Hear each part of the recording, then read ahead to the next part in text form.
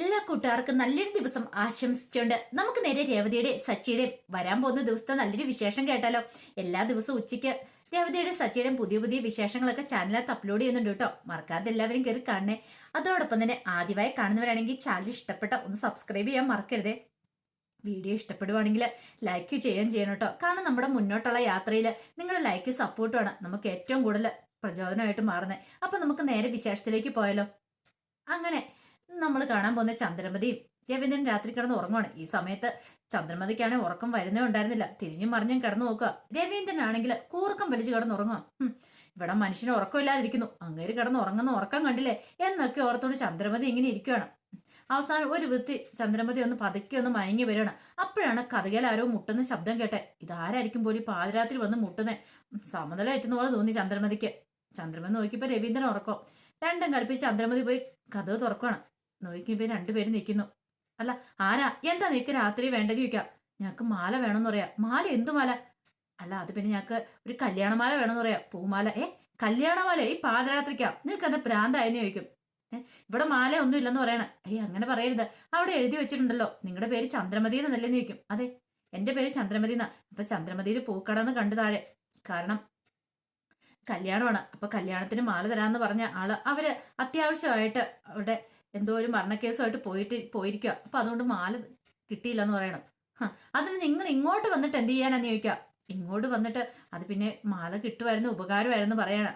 ഇവിടെ തന്നെ നിങ്ങൾ താമസിക്കുന്നേ, അതുകൊണ്ട് ഇങ്ങോട്ട് വന്നേന്ന് പറയാം. ഇത് കേട്ട് കഴിയുമ്പോൾ ചന്ദ്രമതിക്ക് നല്ല ദേഷ്യം വന്നു. ഇതെന്താ പാതിരാത്രി വന്ന് മാല വയ്ക്കാണ്ട് ഒളിച്ചോട്ട കല്യാണമാണെന്ന് ചോദിക്കുക. ഒളിച്ചോട്ട കല്യാണം ഒന്നല്ല, എന്റെ അനിയത്തിയുടെ കല്യാണമാണ്, അതുകൊണ്ടാ ഞാൻ വന്നേന്ന് പറയാം. ഇവിടെ മാലയൊന്നും ഇല്ല, ഒന്നുമില്ല, പോവാൻ നോക്കാൻ പറയണം. അങ്ങനെ പറയരുത് പ്ലീസ് എന്ന് പറയണം. പിന്നെ പാതിരാത്രി മാല ചോദിച്ചുകൊണ്ട് വന്നിരിക്കുന്നു. ഇവിടെ മാല കിട്ടുന്നവരിപ്പോ ഇല്ല, തക്കാലത്തേന് അവരിവിടെ ഇല്ല, നിങ്ങൾ എങ്ങോട്ടാന്ന് വെച്ചാൽ പാവം പറയണം എന്നും പറഞ്ഞൊരു കഥ അങ്ങോട്ട് വലിച്ചടയ്ക്കുക. ചന്ദ്രമതിക്ക് ദേഷ്യം അടക്കാൻ പറ്റുന്നുണ്ടായിരുന്നില്ല. അപ്പൊ രേവതി ഇതൊന്നും അറിഞ്ഞിട്ട് ഉണ്ടായിരുന്നില്ല. പിന്നീട് അങ്ങ് ചെന്നപ്പോഴത്തേനും രവീന്ദ്രൻ ചോദിച്ചാ ആരാ എന്താന്ന് ചോദിക്കുക. പിന്നെ അന്വേഷിച്ച് വന്നിരിക്കുന്നു, മുതലാളിനെ അന്വേഷിച്ചു വന്ന. ആരായിരിക്കും? രേവതിനെ. പാതിരാത്രി ഇല്ലെന്ന കാര്യം. പാതിരാത്രി എന്താ അവളോട് പോയി ചോദിക്കും. മാല ചോദിച്ചു വന്നാണ് പോലും. അന്ന് പറഞ്ഞിട്ടുണ്ടെങ്കിൽ ഭയങ്കര കോടികളുടെ ബിസിനസ് അല്ലേ നടന്നുകൊണ്ടിരിക്കുന്നത്, അതുകൊണ്ടാണ് രാത്രിയിൽ മാല ചോദിച്ചു വന്നിരിക്കുന്നത് പറയണം. നീ എന്നിട്ട് എന്ത് പറഞ്ഞു? എന്ത് പറയാൻ? പാതിരാത്രി ഇപ്പൊ ഞാൻ മാലയ്ക്ക് വേണ്ടിയിട്ട് ഞാൻ വാതിൽ തുറന്നു കൊടുക്കുമല്ലേ, എന്നെ കൊണ്ടൊന്നും പറയിപ്പിക്കരുത്. മനുഷ്യനാണ് ഉറക്കമില്ലാതൊന്ന് പതുക്കെ ഒന്ന് മയങ്ങി വന്ന സമയത്താ മാല എന്ന് പറഞ്ഞിട്ട് വന്നിരിക്കുന്നു. ദേ ഒരു കാര്യം ഞാൻ പറഞ്ഞേക്കാം രവിയേട്ട, ഇതിവിടെ പറ്റില്ല എന്ന് പറയണം. എനിക്ക് കിടന്ന് ഉറങ്ങണം, അല്ലെങ്കിൽ തന്നെ എത്ര താമസം ഒന്ന് കണ്ണടയ്ക്കാൻ പറ്റിയത്. ഈ ഹാളിൽ കിടക്കുന്നതുകൊണ്ട് ശരിക്കും ഉറക്കം പോലും വരുന്നില്ല എന്ന് പറയാം. അതെ, ഇനി അതൊന്നും പറഞ്ഞിട്ട് കാര്യമില്ല. മക്കളും 3 പേരും 3 റൂമിലായല്ലോ. നമ്മൾ ഇനിയിപ്പോ വയസ്സും പ്രായമായി കഴിഞ്ഞപ്പോ ഹാളിലൊക്കെ കിടക്കണമെന്ന് പറയാം. പിന്നെ വയസ്സും പ്രായമായി പോലും എന്നെ കൂടെ പറ്റില്ല. ഒരു കാര്യം ഞാൻ പറഞ്ഞേക്കാം, അവളോട് കാര്യങ്ങളൊക്കെ രാവിലെ തന്നെ പറഞ്ഞേക്കണം എന്നൊക്കെ പറഞ്ഞ് ചന്ദ്രമതി ഇങ്ങനെ കുറ്റം പറഞ്ഞുകൊണ്ടിരിക്കുക. എനിക്ക് രാത്രി കിടന്ന് ഉറങ്ങണം, എനിക്ക് ഇടയ്ക്ക് ഉറക്കം പോയിട്ടുണ്ടെങ്കിൽ പിന്നെ എനിക്ക് ഉറങ്ങാനും പറ്റില്ലെന്ന് പറയാം. ഇതൊക്കെ പറഞ്ഞിട്ട് ചന്ദ്രമതി തിരിഞ്ഞു നോക്കുമ്പോ രവീന്ദ്രൻ അവിടെ കിടന്ന് കൂർക്കം വലിക്കുന്ന കേട്ടെ. എന്റെ പൊന്നു ദൈവമേ, ഇത്ര സമയം ഈ മനുഷ്യനാണല്ലോ ഞാൻ ഇതൊക്കെ പറഞ്ഞുകൊണ്ടിരുന്നത്, എന്നെ പിടിച്ച് ആദ്യം നിലത്തിരിക്കുക എന്നൊക്കെ പറഞ്ഞിട്ട് ചന്ദ്രമതി വീണ്ടും കിടക്കുവാണ്. ഇതങ്ങനെ വിട്ടിട്ട് കാര്യമില്ല, നാളെ ഇതിനൊരു തീരുമാനം ഉണ്ടാക്കണം. പിറ്റേ ദിവസം രാവിലെ രേവതി രവീന്ദ്രനുള്ള മെഡിസിൻ ഒക്കെ എടുത്ത് വെള്ളമായിട്ട് അങ്ങ് പോകുന്ന സമയത്ത് ശ്രുതി പറഞ്ഞു, അതെ എനിക്ക് ഇച്ചിരി ചമ്മന്തി എടുത്തു തരാൻ പറയണം. അവർ ടേബിളെ ഇരിപ്പുണ്ട്, എടുത്തു കൊടുത്താൽ മതി. അതിനൊന്നും കഴിയില്ല, എടുത്താൽ മതി, അതിനൊന്നും കഴിയില്ല. പെട്ടെന്ന് രേവതി പറഞ്ഞു, അതെ ഞാൻ ഈ അച്ഛനും മെഡിസിൻ കൊടുക്കാൻ പോവാന്ന്, എടുത്തോളം പറയാം, ആ ടേബിളെ ഇരിപ്പുണ്ടല്ലോ, പിന്നെ എന്താ എടുത്താൽ കുഴപ്പമൊന്നും ചോദിക്കണം. ഇത് കേട്ട് കഴിഞ്ഞപ്പോ തന്നെ ചന്ദ്രമതി പറഞ്ഞു, നിനക്ക് അതങ്ങ് എടുത്തു കൊടുത്തിട്ട് പോയാലെന്താ? അമ്മ എനിക്ക് സമയമില്ല, ഇതേ അച്ഛനും മെഡിസിൻ ഒക്കെ എടുത്തു കൊടുക്കണം എന്നും പറഞ്ഞുകൊണ്ട് രവീന്ദ്രന്റെ അടുത്ത് എന്നിട്ട് പറഞ്ഞു, ഇതാ ഈ മെഡിസിൻ കഴിക്കച്ചാന്ന് പറയണം. അങ്ങനെ വെള്ളവും കൊടുത്തു. ചന്ദ്രമതി പറഞ്ഞു, ഒരു കാര്യം ഞാൻ പറഞ്ഞേക്കാം, നീ പൂക്കട വെക്കുവോ എന്ത് വേണം ചെയ്തു, പക്ഷെ ഈ വീടിന്റെ ഫ്രണ്ടിൽ അത് പറ്റില്ല എന്ന് പറയാം. ഇത് കേട്ടപ്പോ രേവതി ചോദിച്ചു, അതെന്താ? പിന്നെ വീടിന്റെ ഫ്രണ്ടിൽ വെച്ചോണ്ടല്ലേ രാത്രി മനുഷ്യൻ ഉറക്കമുണ്ടോ? പാതിരാത്രി സമയത്ത് ഓരോരുത്തരും വന്ന് വിളിച്ചിട്ട് പൂവുണ്ടോ, അത് തരാം ഇത് തരാന്നൊക്കെ ചോദിക്കുന്നു. പാതിരാത്രി ആരാ പൂവിന് വന്നമ്മേന്ന് ചോദിക്കാം. ആരാ നിനക്ക് അറിയണോ അല്ലേ, എന്നാ കൊട്ട കൊടുത്തിട്ട് വാടിയെന്ന് പറയാ. അമ്മേ കാര്യം എന്താന്ന് പറ, ആരെങ്കിലും പൂ ചോദിച്ചു വന്നിട്ടുണ്ടെങ്കിൽ അത്യാവശ്യക്കാരായിരിക്കില്ലേ എന്ന് ചോദിക്കാം. അതെ ഭയങ്കര അത്യാവശ്യ, കല്യാണത്തിന് പൂമാല വേണം പോലും അവർക്ക്, അപ്പൊ അതിനു വേണ്ടി വന്ന. എന്നിട്ട് അമ്മ പറഞ്ഞില്ല. ഓ പറഞ്ഞായിരുന്നു ഇപ്പൊ നീ അങ്ങോട്ട് കെട്ടിക്കൊടുക്കായിരുന്നല്ലോ, അതൊന്നും ഇവിടെ നടക്കില്ല എന്ന് പറയണം. അപ്പോഴേക്ക് സച്ചി അങ്ങോട്ട് വന്നു. സച്ചു വന്നിട്ട് ആരാ പൂമാലയ്ക്ക് ആരാ വന്നേന്ന് ചോദിക്കാം. ആരോ വന്നെന്ന് പറയുന്നു. രവീന്ദ്രൻ പറഞ്ഞു, ഇന്നലെ രാത്രി വന്ന് പൂമാല ചോദിച്ചിട്ടുണ്ടായിരുന്നു, കല്യാണ പാർട്ടിക്ക് വേണ്ടിയിട്ടാന്ന് പറയണം. പിന്നെ 10,000 മാലയ്ക്ക് വേണ്ടിയിട്ടല്ലേ അവരങ്ങോട്ട് വന്നേ, വലിയ ബിസിനസ് അല്ലേ, ഒന്നും പറയണ്ടെന്ന് പറയണ. സച്ചു പറഞ്ഞു, ഒരു മാലയാണെങ്കിലും 9 മാലയാണെങ്കിലും ഞങ്ങൾക്ക് അത് ബിസിനസ് തന്നെയാന്ന് പറയണം. അതെ ഇവിടെ പറ്റില്ല, അതുകൊണ്ട് എത്രയും പെട്ടെന്ന് തന്നെ ഈ ഫ്രണ്ടിൽ നിന്ന് കട മാറ്റിക്കണമെന്ന് പറയാം. അതിന് ഞാൻ വീണ്ടും മുറ്റത്തോടെ അല്ല കട വെച്ചേക്കുന്നേ. വീടിന് പുറത്തല്ലേ രേവതിക്ക് കട വെച്ച് കൊടുത്തിരിക്കുന്നേ, റോഡ് സൈഡിലാണ് വെച്ച് കൊടുത്തിരിക്കുന്നേ. അവിടുന്ന് മാറ്റാനൊന്നും ആരും പറയണ്ടെന്ന് പറയാം. ഇത് കേട്ട് കഴിഞ്ഞപ്പോഴത്തേനും പെട്ടെന്ന് അങ്ങോട്ടേക്ക് വർഷം എഴുന്നേറ്റ് വരുവാണ്. വർഷം വന്നിട്ട് ചന്ദ്രമതി പറഞ്ഞു, അതെ പാതിരാത്രി വന്ന് മാലയൊക്കെ ചോദിച്ചിട്ടുണ്ടെങ്കിൽ അമ്മയ്ക്ക് കിടന്നും ഉറങ്ങാൻ ബുദ്ധിമുട്ടാ. ഒരു കാര്യം ചേച്ചി, അവിടെ ഒരു ബോർഡിൽ എഴുതി വെക്ക, സമയം ഇത്ര സമയം തൊട്ട് ഇത്ര സമയം വരെ കടയുള്ളൂ, അതിനുശേഷം ആരും വരില്ലെന്ന്. ഇത് കേട്ടപ്പോൾ സച്ചു പറഞ്ഞു, അതൊന്നും പറ്റുന്ന കാര്യമല്ലെന്ന് പറയണം. അന്ന് പറഞ്ഞിട്ട് കാര്യമുണ്ടോ? അമ്മയ്ക്ക് രാത്രി കിടന്ന് ഉറങ്ങണ്ടേ? ആരെങ്കിലും വന്ന് ശല്യം ചെയ്താലോ? പോരാത്തിന് അവര് ഹാളിലും കൂടെ അല്ലേ കിടക്കുന്നേ. അമ്മേ ഈ പ്രായത്തിൽ ഉറങ്ങിയില്ലെങ്കിലേ ഷുഗറും പ്രഷറും ഒക്കെ വരുമെന്ന് പറയാം. ദൈവമേ അങ്ങനെയൊക്കെ ഉണ്ടാവോ? പിന്നെ അല്ലേ വയസ്സും പ്രായമായവരൊക്കെ നല്ല രീതിയിൽ കിടന്ന് ഉറങ്ങണമെന്ന് പറയാം. ചന്ദ്രമതിക്ക് ടെൻഷനായി. അത് തന്നെയല്ല, ഒന്നാമത്തെ കാര്യം ഹാളിലും കൂടെ കിടക്കണേ, അപ്പൊ അതിൻ്റെതായ ബുദ്ധിമുട്ടും കാണൂലെന്ന് പറയണം. ഇത് കേട്ടപ്പോ സച്ചു ചോദിച്ചു, ഹാളിൽ കിടക്കാൻ കാരണം വരാ നിങ്ങൾ രണ്ടും അല്ലേന്ന് ശ്രീകാന്തനോടും വർഷയോടും ചോദിക്കുകയാണ്. നിങ്ങൾ രണ്ടും ഈ വീട്ടിലേക്ക് വന്നോണ്ടല്ലേ. പെട്ടെന്ന് വർഷ പറഞ്ഞു, അല്ല നിങ്ങൾ ആദ്യം നിങ്ങളുടെ മുറി കൊടുത്തല്ലേ, പിന്നെന്തിനാ അങ്ങോട്ട് മുറി മാറ്റിയത്? ഓ അപ്പൊ ഞങ്ങളുടെ മുറി കൊടുക്കണം, എന്നാലും നിനക്ക് പറ്റില്ലല്ലേ. ഞങ്ങളുടെ മുറി കിടന്നോളാം അച്ഛനോട് പറഞ്ഞാ, പക്ഷെ അച്ഛൻ സമ്മതിക്കാത്തോണ്ടാന്ന് പറയാം. ഇത് കേട്ടപ്പോ രവീന്ദ്രൻ പറഞ്ഞു, ഇനിയിപ്പോ ഒരു മുറി പ്രശ്നം ഇവിടെ എടുത്തിരണ്ട, ആ പ്രശ്നം അങ്ങോട്ട് മാറ്റിയേക്കാൻ പറയാണ്. അതെ രാത്രിയിൽ എന്തായാലും ഇവിടെ മാലിക്ക് ഒന്ന് വിളിക്കാനൊന്നും പറ്റില്ല, അതെന്താളും മാറ്റിയേക്കണമെന്ന് പറയാണ്. ഇത് കേട്ടപ്പോ സച്ചു അതൊക്കെ ഞങ്ങൾ തീരുമാനിച്ചോളാം, ഞങ്ങളെ വന്ന് വിളിച്ചിട്ടുണ്ടെങ്കിൽ ഞങ്ങളോട് വന്ന് പറയണം കാര്യങ്ങളൊക്കെ, അല്ലാതെ ഇത് മനസ്സിലിട്ടോണ്ടിരുന്നിട്ട് കാര്യമൊന്നുമില്ലെന്ന് ചന്ദ്രമതിയോട് പറയാം. ചന്ദ്രമതി പറഞ്ഞു, ഇനിയിപ്പോൾ ആരെങ്കിലും പൂജ ചോദിച്ചു വന്നിട്ടുണ്ടെങ്കിൽ അപ്പം ഞാൻ ബാക്കി പറയാം എന്നൊക്കെ പറഞ്ഞ് ചന്ദ്രമതി ദേഷ്യപ്പെടുവാണ്. ഇത് കേട്ട് കഴിഞ്ഞപ്പോൾ ശ്രീകാന്ത് പറഞ്ഞു, സച്ചി രാത്രി വന്ന് മാല ചോദിച്ചൊക്കെ ഡിസ്റ്റർബ് ചെയ്തുകൊണ്ടല്ലേന്ന് ചോദിക്കണം. ദേ എല്ലാത്തിനും കാരണക്കാരൻ നീ ഒറ്റ എടുത്തനാ, മിണ്ടരുത്. നീ നിന്റെ ഭാര്യ എല്ലാരും കൂടെ ചേർന്നിട്ടാ. അതുകൊണ്ട് എന്താ രേവതിക്ക് ഒരു നല്ല കാലം വന്നു, അല്ലെങ്കിൽ അവൾ അടുക്കള കിടന്ന് പണി ചെയ്തോണ്ടിരിക്കുവായിരുന്നു.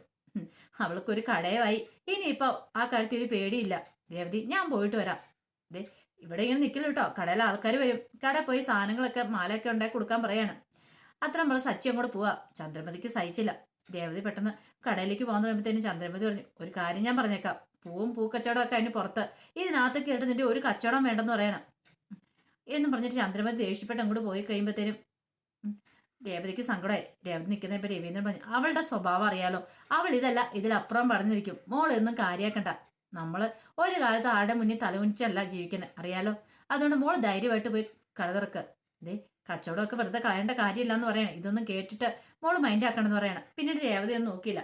രേവതി അങ്ങോട്ടേക്ക് പോവാണ്. ഈ സമയം ബാക്കി എല്ലാവരും ജോലിക്കാക്കിയിട്ട് അവരും അങ്ങോട്ട് ഇറങ്ങി, ഓരോരുത്തരായിട്ട് ഇറങ്ങി പോവാ. രേവതിയുടെ ജോലിയും ചെയ്തുകൊണ്ട് പൂ കെട്ടിക്കൊണ്ട് കടലവിടെ ഇരിക്കുക.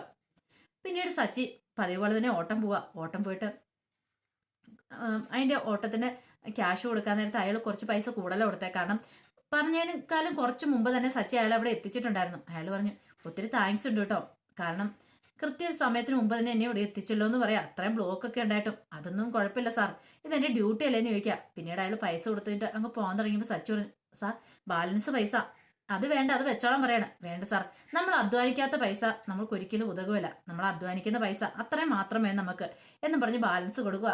ഇത് കേട്ട് കഴിഞ്ഞപ്പോഴത്തേനും അയാളോ, ഞാഹാ കൊള്ളാലോ, ഞാൻ ആദ്യമായിട്ട് എങ്ങനെ ഒരാളെ കാണുന്നത്. സാധാരണഗതിയിൽ പണം പോരെന്നും പറഞ്ഞുകൊണ്ട് ആൾക്കാര് പിന്നെയും പറഞ്ഞു മേടിക്കുന്നേ. ഇച്ചിരി കൂടുതൽ കൊടുത്താലും അവരത് തിരിച്ചു തരാറുമില്ല. പക്ഷെങ്കിൽ ആദ്യമായിട്ട് എങ്ങനെ ആളെന്ന് പറയണം. പെട്ടെന്ന് സച്ചി എന്ത് ചെയ്യണം, കാറിനകത്തേക്ക് ഓടിപ്പോയിട്ട് സാർ ഒരു മിനിറ്റ് എന്ന് പറയണം. എന്നിട്ട് കുറെ നോട്ടീസും എടുത്തോണ്ട് അല്ലേ എന്താ ഇത്? അതെ എന്റെ ഭാര്യ ഒരു പൂക്കട തുടങ്ങിയിട്ടുണ്ട് പുതിയതായിട്ട്. അപ്പൊ സാറിന്റെ ഇനി ഇപ്പൊ വീട്ടിലാർക്കെങ്കിലും പൂ വേണമെങ്കിലോ ബന്ധുക്കാർക്ക് ആർക്കെങ്കിലും കല്യാണാവസ്ഥനൊക്കെ വേണമെങ്കിൽ പറയണം കേട്ടോ. പിന്നെ കുറെ ഓഫറുകളൊക്കെ ഉണ്ട്. 10 മുഴം മുല്ലപ്പൂ വാങ്ങിച്ചിട്ടുണ്ടെങ്കിൽ 1 മുഴം മുല്ലപ്പൂ ഫ്രീ. പിന്നെ അത് മാത്രമല്ല, ഇതേ സാറിന്റെ മക്കളുടെ കല്യാണത്തിനൊക്കെ ആണേലും കുറെ ഓഫറുകളും കാര്യങ്ങളൊക്കെ ഉണ്ട്. അങ്ങനെയൊക്കെ പറയുവാണ്. ഇപ്പോൾ സാർ ഇവിടുന്ന് മുല്ലപ്പൂ ഒക്കെ വാങ്ങിച്ച് സ്ഥിരം കസ്റ്റമർ ആയിട്ടുണ്ടെങ്കിൽ കുറെ ഓഫറുകളൊക്കെ കിട്ടുമെന്ന് പറയാം. ഇതൊക്കെ കേട്ട് കഴിഞ്ഞപ്പോഴത്തേനും അയാൾക്കും ഭയങ്കര സന്തോഷമായി. ശരി ഞാൻ പറഞ്ഞേക്കാന്ന് പറയാണ്. പിന്നീട് സച്ചി എന്ത് ചെയ്യണം, സച്ചി കുറെ നോട്ടീസ് മിച്ചുണ്ട്, കുറെ ആൾക്കാർക്കൊക്കെ അവിടെ കൊടുത്തു. അപ്പൊ ഇനിയിപ്പോ എങ്ങോട്ടാ? അങ്ങനെ സച്ചി നോട്ടീസ് കൊടുത്തു ചെല്ലുമ്പോഴത്തേനും വേണം അവിടെ പാർക്ക് കണ്ടേ. പാർക്കിൽ ഇഷ്ടം പോലെ ആൾക്കാർ വരുന്ന, അപ്പൊ അവർക്ക് വിതരണം ചെയ്യാം. അങ്ങനെ സച്ചി അകത്തേക്ക് കയറി ചെല്ലുക. അപ്പത്തേനും അവിടെ സെക്യൂരിറ്റിക്കാരൻ നിൽക്കുന്നുണ്ടായിരുന്നു. സെക്യൂരിറ്റിക്കാരൻ്റെ കയ്യിലേക്ക് കുറെ നോട്ടീസ് അങ്ങോട്ട് കൊണ്ടുപോയി കൊടുത്തു. അതെ ഇവിടെ വരുന്ന ആൾക്കാർക്ക് ഈ നോട്ടീസ് ഒന്ന് കൊടുക്കണം എന്നും പറഞ്ഞിട്ട് എന്ത് ചെയ്യണം, ഒരു 50 രൂപയും കൂടെ കൊടുത്തു. അപ്പൊ അയാൾക്ക് ഭയങ്കര സന്തോഷമായി. സാധാരണഗതിയിൽ ഇങ്ങനെ വരുമ്പോൾ എല്ലാവരും 10 രൂപയ്ക്ക് ഞങ്ങൾക്കത് തരുന്നത്, ചിലരൊന്നും തരാറും ഇല്ലെന്ന് പറയണം. അത് സാരില്ല സാർ, എൻ്റെ ഒരു സന്തോഷത്തിന് വേണ്ടി സാറിനൊരു ചായയും എന്തേലും ഒരു ചെറിയ സ്നാക്സും കഴിക്കാനുള്ള പൈസ ആയല്ലോ എന്ന് പറയണം. പിന്നീട് സച്ചി അന്ന് ശരിയെന്ന് പറഞ്ഞാൽ തിരിയുമ്പോഴാണ് ആ കാഴ്ച കാണുന്നത്. അവിടെ സുധി ഇരിക്കുന്ന കണ്ടു. ഒന്നുകൂടെ നോക്കി, ശരിയാ സുധി തന്നെയാണല്ലോ. സുധിയുടെ കൂടെ സുധിയുടെ ഫ്രണ്ടും കൂടെ ഇരിക്കുന്നുണ്ട്. പിന്നെന്താ ഇവിടെ വന്നിരിക്കുന്ന ഈ പാർക്കില്? രാവിലെ ജോലിക്കൊന്നും പറഞ്ഞ് ഇറങ്ങിയതാണല്ലോ. അപ്പൊ സച്ചി ഒന്ന് നോക്കി, ഇതെന്താ അവൻ എന്തോ കാണിക്കുന്നു നോക്കിയപ്പോ കടല കടല കുറിച്ചോണ്ടിരിക്കുകയാണ്. ആഹാ കൊള്ളാലോ, ഇത് നല്ല കാഴ്ചയാണല്ലോ. സച്ചി ഇച്ചിരിയോടെ അടുത്തേക്ക് വന്നു. പക്ഷെ സച്ചിനെ കണ്ടിട്ടുണ്ടായിരുന്നില്ല. സച്ചി അവിടെ മറിഞ്ഞിരിക്കുവാണ്. എന്താ കാണിക്കുന്ന അറിയാൻ വേണ്ടി. അങ്ങനെ കടലയൊക്കെ തിന്ന് രണ്ടുപേരും വർത്താനം പറഞ്ഞ് ആസ്വദിച്ചിരിക്കുക. കുറെ സമയം കഴിഞ്ഞിട്ട് എഴുന്നേറ്റ് പോകുന്നില്ലെന്ന് മനസ്സിലായി. സച്ചി പെട്ടെന്ന് വീഡിയോ പിടിക്കുകയാണ്. ഈ വീഡിയോ പിടിക്കുന്ന കണ്ടു കഴിഞ്ഞപ്പോഴത്തേനും ആ സെക്യൂരിറ്റിക്കാരൻ വന്നിട്ട് എന്താ എന്താ കാര്യം ചോദിക്കാം. അല്ല ആ ഇരിക്കുന്നേ അവര്? അവരോ എന്റെ പൊന്നോ, രണ്ടുപേരും രാവിലെ തന്നെ വരും. ഒരാള് ആ കണ്ണട വെച്ചവനുണ്ടല്ലോ, പാർക്ക് തുറക്കുന്നതിന് മുമ്പ് വരും, ഇവിടെ വന്ന് നിപ്പ് തുടങ്ങും. പിന്നെ പാർക്കിലായിരിക്കും വൈകുന്നേരം ഒരു 4-5 മണി വരെ പാർക്കിലായിരിക്കും. അവസാനം ഇവിടുന്ന് എഴുന്നേറ്റ് പോകുന്നു. ഇതിന്റെ ഇടയ്ക്ക് വീട്ടിൽ നിന്ന് ഫുഡ് കൊണ്ടുവരും. അവരുടെ വിചാരം ഇതെന്തോ വലിയ സംഭവം ഓർത്താ ഈ പാർക്കിൽ വന്നിരിക്കുന്നത്. അതെന്താണെന്നറിയാവോ? വീട്ടിൽ നിന്ന് ആൾക്കാർ പറഞ്ഞു വിടുന്നേ, ജോലിക്ക് പോകാന്ന് പറഞ്ഞോണ്ട് രണ്ടുപേരും ഇങ്ങോട്ട് വരുന്നേ. പക്ഷെ ഇവിടെ വന്നിട്ടോ, ഇവിടെ വന്ന് വെറുതെ കുത്തിയിരിക്കും. വീട്ടുകാരെ പറ്റിച്ചോണ്ടിരിക്കുക. ഇതിപ്പോ തുടങ്ങിയിട്ട് 2-3 മാസം ആയതാ എന്നൊക്കെ പറയാണ്. അത് മാത്രമല്ല കൃത്യസമയത്ത് തന്നെ ഫുഡും കഴിക്കുമെന്ന് പറയാണ്. വീട്ടിൽ നിന്ന് ഇങ്ങനെ ഉണ്ടാക്കി കൊടുത്തു വിടുന്നവരെ സമ്മതിക്കണം. എത്ര കാലമായിട്ട് പറ്റിച്ചോണ്ടിരിക്കുമെന്ന് അറിയാമെന്ന് പറയാ. ഇതെല്ലാം കേട്ട് കഴിഞ്ഞപ്പത്തിന് ഒരു നിമിഷം ഞെട്ടിപ്പോയി സച്ചി. സച്ചി ഇത് ഒട്ടും പ്രതീക്ഷ കാര്യമില്ല. ഓഹോ അപ്പൊ അങ്ങനെയാണ് കാര്യങ്ങൾ. ഇത് വെറുതെ വിട്ടിട്ട് കാര്യമില്ല. സച്ചി പറയാൻ നടന്ന് വീഡിയോ എടുക്കാൻ തുടങ്ങി. കടല കുറിച്ച് കഴിയുമ്പോഴത്തേനും അവിടെ പാർക്കിലെ ആ ഒരു കളിക്കുന്ന കുട്ടികൾക്ക് കയറി ചാടാനുള്ള ഒരു സംഭവമൊക്കെ ഉണ്ട്. അത്തേലൊക്കെ കയറിക്കാൻ രണ്ടുപേരും കൂടെ കളിക്കുക. കൃത്യം 1 മണിക്ക് തന്നെ ഫുഡ് കഴിക്കുന്നു. പിന്നെ 3 മുതൽ 4 മണി ആകുമ്പോഴത്തേനും കാപ്പി വരുത്തിച്ച് അത് കുടിക്കുന്നു, ഉറങ്ങുന്നു. എല്ലാം കംപ്ലീറ്റ് ആയിട്ട് വീഡിയോ എടുത്തു. സച്ചി എന്താളും ഒരു ദിവസം അങ്ങ് മെനക്കെട്ടു അതിന് വേണ്ടിയിട്ട്. സച്ചിക്ക് ഭയങ്കര സന്തോഷമായി. പിന്നീട് സെക്യൂരിറ്റിക്കാരന് ഒരു 50 രൂപ കൂടെ കൊടുത്തിട്ട് ഇത് ഇരിക്കട്ടെ എന്ന് പറയാ. ഇതെന്തിനാ? എന്റെ ഒരു സന്തോഷത്തിന് വേണ്ടിയിട്ട്. ഇതെന്താ? അതൊക്കെ ഉണ്ട്, എനിക്കിന്ന് വലിയ ലോട്ടറി അടിച്ചിരിക്കുന്നു പറയണം. സച്ചി പിന്നീട് പോവാ. പിന്നീട് സച്ചി വീട്ടിലേക്ക് ചെല്ലുക. വൈകുന്നേരം ചെന്ന് കഴിയുമ്പോഴത്തേനും ഇതെല്ലാം കഴിഞ്ഞ് ചെന്ന് കഴിഞ്ഞപ്പോഴത്തേനും രവീന്ദ്രൻ ചോദിച്ചു, ഇതെന്താ സച്ചിന് നേരത്തെ എന്നെ ഓട്ടമില്ലായിരുന്നു ചോദിക്കുക. എന്റെ അച്ഛാ അതെ ഓട്ടോ ഒക്കെ ഉണ്ടായിരുന്നു. ഇന്ന് വലിയൊരു മീനെ കിട്ടിയിട്ടുണ്ട്, നമുക്ക് അങ്ങോട്ട് പൊരിക്കാന്ന് പറയണേ. വലിയ മീനോ? എവിടുന്ന്? ആഹാ അതെവിടുന്ന് നിനക്ക് കിട്ടിയെന്ന് ചോദിക്കാം. എന്റെ അച്ഛാ ജീവന് ദേ സാധാ മീനൊന്നും അല്ല, അതൊക്കെ അച്ഛന് മനസ്സിലാവുമെന്ന് പറയണം. രവീന്ദ്രനൊന്നും മനസ്സിലായില്ല. എല്ലാരും എന്തിയെ? എല്ലാരും ഇവിടെ ഉണ്ടെന്ന് പറയാം. സുധി മാത്രം ഇതായിട്ട് വന്നിട്ടില്ലെന്ന് പറയും. ഓ അങ്ങനെയാണോ? പിന്നീട് എന്ത് ചെയ്യാണ്? ചന്ദ്രമതിനെ വിളിക്കുകയാണ്. ചന്ദ്രമതി അങ്ങോട്ട് വന്നു. എന്താടാ എന്താ കാര്യം ചോദിക്കാം. ഇങ്ങോട്ട് അമ്മ വന്ന് നിൽക്കാൻ പറയണം. നീ കാര്യം എന്താന്ന് പറ, അതൊക്കെ ഞാൻ പറയാം. പിന്നീട് വർഷേനെയും രേവതിനെയും രവിനെയും ശ്രീകാന്തിനെയും ഒക്കെ വിളിക്കുകയാണ്. അവരൊക്കെ വന്നു. കാര്യം എന്താന്ന് പറഞ്ഞിട്ട് ഒന്നും പറഞ്ഞില്ല. അതൊക്കെ ഉണ്ട്, വലിയൊരു കാര്യം തന്നെയാന്ന് പറയണം. അവസാനം രേവതിയോട് ചോദിച്ചു, അല്ല അവളുണ്ട് ആ പൗഡറമ്മ ഇവിടെ ഉണ്ടോന്ന് ചോദിക്കുകയാണ്. ശ്രുതിനെയാണ് ഉദ്ദേശിച്ചത്. ഉണ്ട്, വിളിക്കാൻ പറയണം. അങ്ങനെ ശ്രുതിയും കൂടെ ശ്രുതി വന്നിട്ട് എന്താ കാര്യം എന്തിനാന്ന് ചോദിക്കാം. ഇങ്ങോട്ട് വാ, ഒരു പ്രധാനപ്പെട്ട കാര്യം ഉണ്ടെന്ന് പറയണം. എന്ത് കാര്യം? അതെ ഏറ്റവും കൂടുതലായിട്ട് അറിയേണ്ട കാര്യം ശ്രുതി അറിയേണ്ട കാര്യമാണെന്ന് പറയണം. ഞാനെന്തറിയാനായിട്ടാ? അതൊക്കെ ഉണ്ട്, ഇങ്ങോട്ട് വന്ന് നിൽക്കാൻ പറയണം. അങ്ങനെ സച്ചി എല്ലാരെയും വിളിച്ചു കൂട്ടി കഴിഞ്ഞപ്പോഴത്തേനും ചന്ദ്രമതി പറഞ്ഞു, നിനക്ക് എന്താ സച്ചി ഭ്രാന്ത് എടുത്തോന്ന് ചോദിക്കുകയാണ്. ദേ എനിക്ക് ഭ്രാന്തൊന്നും ഇല്ലാന്ന് പറയണം. അല്ല എന്തി ശ്രുതി വന്നില്ലെന്ന് ചോദിക്കണം. ശ്രുതി ജോലിക്ക് പോയേക്കോ. സച്ചിനെ പോലെ ഒന്നും അല്ല, ശ്രുതിക്ക് ജോലിയുണ്ട്. ഓ അങ്ങനെയല്ലേ, അതെനിക്ക് അറിയത്തില്ലായിരുന്നു പറയാം. പിന്നെ സച്ചി കാർ ഓടിക്കുന്നതെന്ന് പറഞ്ഞോണ്ട് അതിനേക്കാൾ നല്ല ജോലി എന്റെ ശ്രുതിക്കുള്ളതെന്ന് പറയണം. വാ ആണോ? ജോലിക്ക് തന്നെ ആണല്ലോ പോകുന്നല്ലേ, പിന്നെ ജോലിക്ക് പോകാതെ എന്നെ വേലയും കൂലിയില്ലാതെ ശ്രുതി വീട്ടിരിക്കണോ? വലിയ വലിയ ആൾക്കാരെയൊക്കെ അവൻ മാനേജ് ചെയ്യുന്നത്, അതറിയത്തില്ലെന്ന് ചോദിക്കുക. അയ്യോ അറിയാം, ഇന്നാ ഞാൻ അതിനെക്കുറിച്ച് കൂടുതൽ പഠിച്ചെന്ന് പറയണം. ഇന്ന് പഠിച്ചോ? അതെ. പിന്നീട് രവീന്ദ്രന്റെ അടുത്തേക്ക് ചെല്ലുവാണ് സച്ചി. സച്ചി എന്നിട്ട് പറഞ്ഞു, അതെ അച്ഛന്റെ മൂത്തമ്മൻ എവിടെ പോകുന്ന മതി രാവിലെ പോകുന്നത്? ജോലിക്ക് തന്നെയാണോ പോകുന്നതെന്ന് ചോദിക്കുക. ചന്ദ്രമതിക്ക് അപകടം മണത്തു. ചന്ദ്രമതി പെട്ടെന്ന് പറഞ്ഞു, അതെ എല്ലാരും വെറുതെ നിൽക്കണ്ട, ഇവൻ ചുമ്മാ ഒരു പ്രാന്ത് വർത്താനം പറയുന്ന, നിങ്ങളെല്ലാം കയറി പോകാൻ പറയണം. അങ്ങനെ അങ്ങോട്ട് പോകാൻ വരട്ടെ എന്ന് പറയണം. അങ്ങനെ അങ്ങോട്ട് ഓട്ട് കാര്യമില്ല, അവിടെ നിൽക്കാൻ പറയണം. ശ്രുതി പറഞ്ഞു, എനിക്ക് വേറെ പണിയുണ്ടെന്ന് പറയാം. ആര് കണ്ടില്ലേലും കേട്ടില്ലേലും ദേ ഞാനൊരു വീഡിയോ അങ്ങോട്ട് പ്ലേ ചെയ്യാൻ പോവാ, അത് കേൾക്കേണ്ട ആരാന്നറിയാവോ? ശ്രുതിയാന്ന് പറയാണ്. ഞാനെന്തിനാന്ന് കാണുന്നേ? അതൊക്കെ ഉണ്ടെന്ന് പറയാണ്. പിന്നീട് എന്ത് ചെയ്യാണ്? ഫോണ് TV ആയിട്ടൊന്ന് കണക്ട് ചെയ്യുക. അപ്പൊ TVക്കകത്തേക്ക് ആ വീഡിയോസ് എല്ലാം വരുമല്ലോ. അങ്ങനെ കണക്ട് ചെയ്ത് കുറെ സമയം എന്നിട്ട് വന്നില്ല. അപ്പൊ ഇങ്ങനെ എല്ലാവരും ആകാംക്ഷപൂർവ്വം നോക്കി നിൽക്കുക, എന്താ കാണുന്ന അറിയാൻ വേണ്ടിയിട്ട്. ഈ സമയം ശ്രീകാന്ത് ചോദിച്ചു, എന്താടാ എന്താ കാര്യം എന്താന്ന് ചോദിക്കുക. അതൊക്കെ ഉണ്ട്, കാര്യമൊക്കെ ഉണ്ട്. ഇപ്പൊ തന്നെ കണ്ടോ ശ്രീകാന്തെ TVക്കകത്ത് അതെ ശ്രുതിയുടെ ജോലിയെക്കുറിച്ച് കാണിക്കാൻ പോകുന്നു പറയണം. ഇത് കേട്ടത് ശ്രുതി അവിടെ നിന്നു. ഓ അപ്പൊ അതാണോ കാണിക്കുന്നത്? എന്നാ കണ്ടിട്ട് തന്നെ കളയാം എന്നോർത്തോണ്ട് ശ്രുതി അവിടെ നിൽക്കുകയാണ്. ചന്ദ്രമതിക്കാണ് വല്ലാത്തൊരു ഞെട്ടല. എന്താ സംഭവിക്കാൻ പോകുന്ന അറിയത്തില്ല. ഇവിടെ എല്ലാരും വിചാരിച്ചോണ്ടിരിക്കുന്ന എന്താ, ശ്രുതി ഭയങ്കര ജോലിയിലാന്നല്ലേ? അതെ ശ്രുതി ഭയങ്കര ജോലിയാ. രാവിലെ തൊട്ട് വൈകുന്നേരം വരെ അവന്റെ ജോലി എന്താന്ന് ഞാൻ കാണിച്ചു തരാന്ന് പറയാണ്. അങ്ങനെ അവരെല്ലാം നോക്കി കഴിയുമ്പോൾ തന്നെ ആ ടി വിക്കകത്തേക്ക് ആ കാര്യം അതെല്ലാം കൂടെ പ്ലേ ആവുകയാണ്.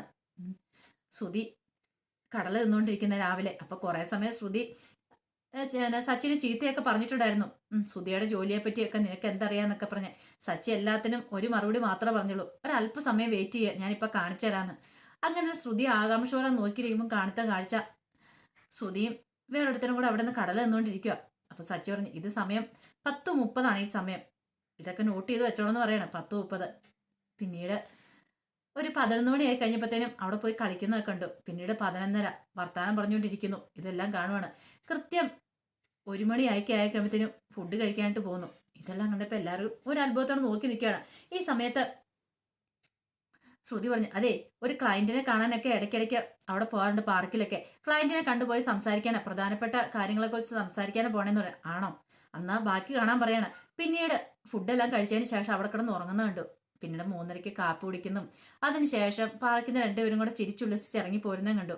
ഇതെല്ലാം കണ്ടു കഴിഞ്ഞപ്പോഴത്തേനും ചന്ദ്രമതി പറഞ്ഞു, അതെ, എന്റെ മോൻ ജോലിക്ക് തന്നെയാ പോകുന്നത്, എന്റെ മോൻ വേറൊരിടത്തേക്കും പോകുന്നില്ല. പിന്നെ അവൻ ഏതോ ക്ലയന്റിനെ കാണാൻ പോയതായിരിക്കും എന്ന് പറയാം. ശ്രുതിയും പറഞ്ഞു, അത് ശരിയാ, അതിന്റെ പേരിൽ വെറുതെ കുറ്റപ്പെടുത്തേണ്ട കാര്യമൊന്നുമില്ല സുധീനെ. ഈ സച്ചിക്ക് വെറുതെ സുധിയുടെ അസൂയ അതാന്ന് പറയാണ്. ഇത് കേട്ട് കഴിഞ്ഞപ്പോ സച്ചി പറഞ്ഞു, ആണോ, എനിക്ക് അസൂയല്ലേ? അപ്പൊ സുധി ജോലിക്ക് പോവാന്നാണ് ഇപ്പോഴും പൗഡറമ്മ പറയുന്നല്ലേന്ന് ചോദിക്കണം. എന്നാ കാണിച്ചു തരാം എന്നും പറഞ്ഞിട്ട് എന്ത് ചെയ്യാണ്, അവിടുത്തെ സെക്യൂരിറ്റിക്കാരൻ പറഞ്ഞ കാര്യങ്ങൾ നമ്മൾ പ്ലേ ചെയ്യുകയാണ്. സെക്യൂരിറ്റിക്കാരൻ നല്ല വ്യക്തമായിട്ട് പറയാം, ദേ ആ കണ്ണടക്കാരനുണ്ടല്ലോ, പാർക്ക് തുറക്കുന്നതിന് മുമ്പ് ഇവിടെ വരും. എന്നും 2-3 മാസമായി വീട്ടിൽ ജോലിയും കൂലിയിലായി ഇരിക്കുവാന്ന് തോന്നേ. വീട്ടുകാര് പണിയുണ്ടെന്നും പറഞ്ഞുകൊണ്ട് രാവിലെ ചോറും പൊതികെട്ടി കെട്ടി കൊടുത്തു വിടും. ഇവിടെ വന്ന് തീറ്റ ഉറക്കം മാത്രം. എത്ര നാളുകാലായി വീട്ടുകാരെ പറ്റിച്ചോണ്ടിരിക്കുന്ന അറിയാവോ എന്നൊക്കെ പറയാണ്. ശ്രുതിയുടെ 2 കണ്ണും നിറഞ്ഞു വന്നു. ഇപ്പോഴെങ്ങനെയുണ്ട്?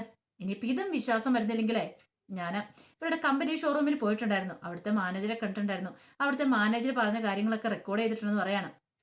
പിന്നീട് അയാൾ പറയുന്ന കാര്യങ്ങളൊക്കെ, സുധിയോ അവനൊരു 2 ആഴ്ച പോലും ജോലി ചെയ്തിട്ടില്ല ഇവിടെ. അതിനുശേഷം അവനെ പിരിച്ചുവിട്ടു. അവന് കമ്പനിയിൽ കുറെ കൃത്രിമമായിട്ടുള്ള കാര്യങ്ങളൊക്കെ കാണിച്ചു. ശ്രുതി കീഴ്മേ മറിയുന്ന പോലെ തോന്നി. ശ്രുതിയുടെ ആ തല തന്നെ, കാരണം അവൾക്ക് ഒട്ടും ചിന്തിക്കാൻ പറ്റുന്ന കാര്യമായിരുന്നില്ല. ആകെപ്പാടെ വല്ലാത്തൊരു വിമിഷ്ടം. അപ്പൊ ഇത്രയും കാലം തന്നെ പറ്റിച്ചുകൊണ്ടിരിക്കുവായിരുന്നു ശ്രുതി. ആ ഒരു ചിന്ത വന്നപ്പോഴത്തേനും തല ഇറങ്ങുന്ന പോലെ തോന്നി. എന്ത് ചെയ്യണമെന്ന് അറിയത്തില്ല. എല്ലാവരുടെയും മുന്നിൽ നാണം കെട്ട് തല കുനിച്ച് നിൽക്കുവാണ്. ഇങ്ങനെ വല്ലാത്തൊരവസ്ഥയില് ശ്രുതി നിൽക്കുകയാണ്. ചന്ദ്രമതി അതിനേക്കാളും. വർഷയും ശ്രീകാന്തും ഒക്കെ പരസ്പരം നോക്കും. ഇത്ര സമയം എന്നാ കണ്ടേന്ന് പോലും അവർക്ക് പോലും ചിന്തിക്കാൻ പറ്റുന്നില്ല. അപ്പൊ ഇത്രയും കാലം എല്ലാരെയും പറ്റിച്ചുകൊണ്ട് നടക്കുമായിരുന്നോ ശ്രുതി എന്നൊരു ചിന്ത. ആ സമയത്താണ് ശ്രുതി അങ്ങോട്ട് വരുന്നത്. ശ്രുതി വന്നിട്ട് രേവതി പറഞ്ഞു, അതെ, ഈ വഴിയിലുള്ള പൂക്കട, ഈ കയറി വരുന്ന വാതക്കുള്ള പൂക്കട അങ്ങോട്ട് നിർത്തിയാക്കണമെന്ന് പറഞ്ഞിട്ട് വലിയ ആളും കളിച്ചങ്ങോട്ട് വരുവാണ്. എല്ലാവരും കൂടെ ശ്രുതിനെ ഇങ്ങനെ നോക്കിക്കൊണ്ടിരിക്കുകയാണ്. അപ്പൊ അതിന്റെ വിശേഷങ്ങളാ. അപ്പൊ ഇതിന്റെ ബാക്കി വിശേഷം നാളെ ഒരു ഉച്ചയ്ക്ക് 1-2 മണിക്കുള്ളിൽ തന്നെ ഞാൻ ഇട്ടേക്കട്ടോ. മറക്കാതെ എല്ലാവരും കയറി കാണണം. ഇനിയിപ്പം ശ്രുതിയുടെ കാരണം ശ്രുതി അടിച്ചു പൊട്ടിക്കോ, വീട്ടിൽ നിന്ന് ഇറങ്ങുമോ, എന്തൊക്കെ സംഭവിക്കുമെന്ന് അറിയത്തില്ല.